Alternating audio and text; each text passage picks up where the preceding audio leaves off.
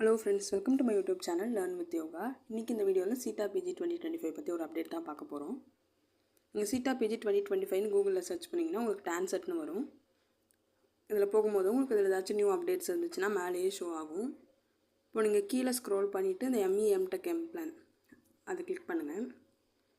இங்கே வந்து பார்த்திங்கன்னா ME MTech MArch MPlan under சீப் 2025 கேட் கேட்டகரிக்கு இப்போ ஆன்லைன் ரெஜிஸ்ட்ரேஷன் போயிட்டுருக்கு. இதை கிளிக் பண்ணிங்கன்னா உங்களுக்கு அந்த ரெஜிஸ்ட்ரேஷன் லிங்க் வரும். இப்போது நம்ம சீட்டா ஸ்டூடெண்ட்ஸ்க்கு இருக்க அப்டேட் பற்றி பார்க்கலாம்.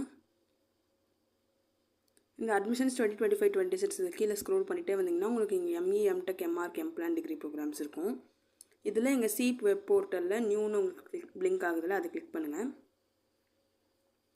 இதில் நம்மளுக்கு சீப் 2025 பற்றி டீட்டெயில்ஸ் கொடுத்துருக்காங்க. கீழே ஸ்க்ரோல் பண்ணிங்கன்னா நம்மளுக்கு கேட் கேண்டிடேட்ஸ்க்கு ஒரு இன்ஃபர்மேஷன் கொடுத்துருக்காங்க, எப்போ அப்ளிகேஷன் ரெஜிஸ்ட்ரேஷன் ஸ்டார்ட் ஆகுது எண்ட் ஆகுதுன்னு.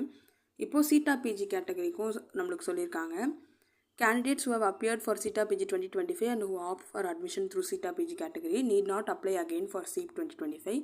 Admissions to those candidates will be based on CETA PG scores only, and the eligible candidates will receive notification for CEP 2025 in the month of July. நீங்கள் சீட்டா PG வச்சு apply பண்ணிங்கன்னா நீங்கள் cheap 2025 கவுன்சிலிங்கில் திருப்பி apply பண்ண தேவையில்லை. உங்களுக்கு அட்மிஷன் அப்போது அந்த எலிஜிபிள் கேண்டிடேட்ஸ்க்கு மட்டும் ஒரு நோட்டிஃபிகேஷன் வரும் ஜூலைலன்னு சொல்லியிருக்காங்க. இதுதான் அந்த அப்டேட். இந்த வீடியோ உங்களுக்கு யூஸ்ஃபுல்லாக இருந்திருக்கும்னு நினைக்கிறேன் ஃப்ரெண்ட்ஸ். இந்த வீடியோ உங்களுக்கு யூஸ்ஃபுல்லாக இருந்தால் லைக் பண்ணுங்கள், ஷேர் பண்ணுங்கள், மறக்காமல் நம்ம சேனலை சப்ஸ்கிரைப் பண்ணுங்கள். தேங்க்யூ.